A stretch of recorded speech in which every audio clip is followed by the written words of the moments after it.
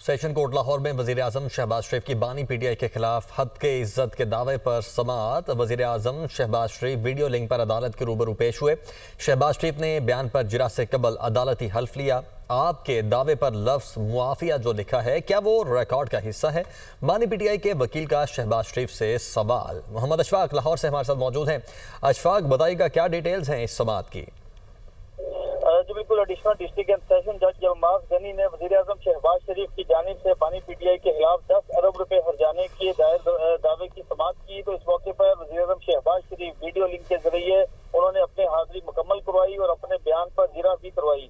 इस हवाले से बानी पीटीआई के वकील ने सवाल किया कि क्या आपका लीगल नोटिस जाली और फर्जी है और इसकी कॉपी खुद साख्ता बनाकर पेश की गई, जिस पर वज़ीर-ए-आज़म ने जवाब दिया ये बिल्कुल गलत है। वकील ने सवाल किया कि क्या आपने बानी पीटीआई को लीगल नोटिस भेजा है, जिस पर वज़ीर-ए-आज़म ने जवाब दिया कि मैंने लीगल नोटिस भेजा है और ये सियासी बयान नहीं था और ये हक़ इज्जत थी।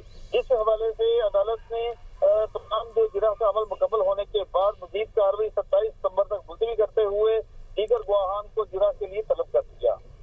ठीक है, बहुत शुक्रिया आपका अशफाक।